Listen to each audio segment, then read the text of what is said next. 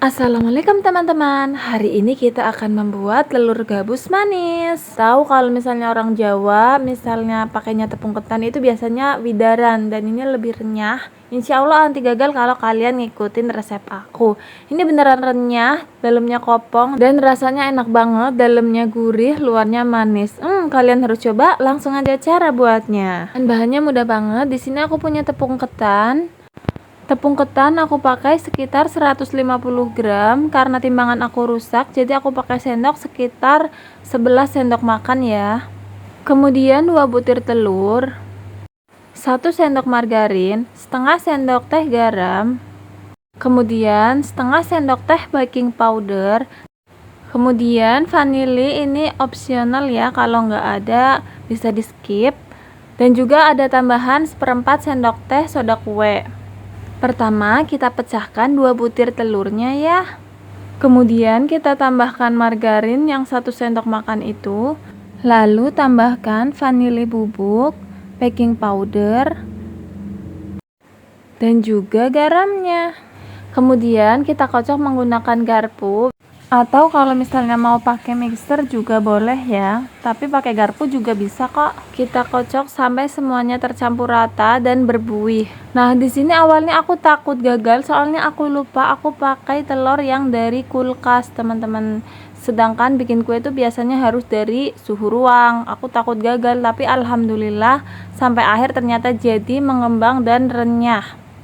Nah, ini sudah tercampur rata dan juga berbuih. Kemudian aku lupa nih belum nambahin soda kue, jadi ditambahkan seperempat sendok teh soda kuenya. Kemudian kita aduk kembali sebentar.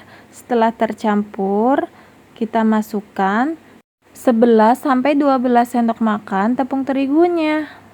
Kemudian kita aduk kembali. Nah, karena telur yang aku gunakan besar-besar, jadi masih kurang untuk tepungnya. Jadi aku tambahin lagi ya teman-teman. Kalau misalnya kalian udah pas, nggak perlu ditambahkan lagi ya. Kita buat adonannya itu kalis tapi agak lembek ya teman-teman, jadi masih bisa dibentuk. Nah, seperti ini. Nah, kalau udah kita siapkan wajan, kita beri minyak. Kalau bisa yang banyak, ini aku terlalu sedikit, ternyata aku nggak tahu pas digoreng ternyata ngembang gede banget. Lalu kita ambil sedikit adonan, kita pulung seperti ini. Kalau bisa pulungnya lebih kecil dari ini ya teman-teman. Sekali lagi aku bilang nanti dia itu akan mengembang. Kita pulung adonannya, jangan sampai penuh ya di minyak. Kalau bisa setengah dari minyaknya aja ya. Nah, seperti ini. Dan ternyata ini aku kebanyakan guys, nanti lihat ya. Sekarang kita taruh di atas wajan. Lalu kita nyalakan apinya menggunakan api yang kecil banget. Karena kalau kita menggunakan api yang besar atau sedang, dia itu nanti di luarnya akan garing, tapi dalamnya nanti belempem, paham kan ya? Kalau kamu pengen renyah, ikutin aku, harus menggunakan api yang benar-benar kecil. Memakan waktu yang lebih lama, tapi kan jadinya berhasil. Nah, ini udah mulai mengembang. Aku nggak expect kalau misalnya ngembangnya segede ini. Kita goreng ini sampai warnanya agak kekuningan ya guys. Pastikan semua sisinya itu matang. Jadi kalau misalnya ada bagian yang nggak kena minyak, dia itu akan melempem.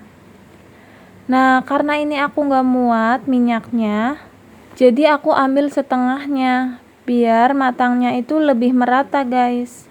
Nah, ini setelah diambil jadinya segini ya. Nah, ini udah mulai kecoklatan. Kalau udah seperti ini dan semuanya merata, sudah bisa kita angkat.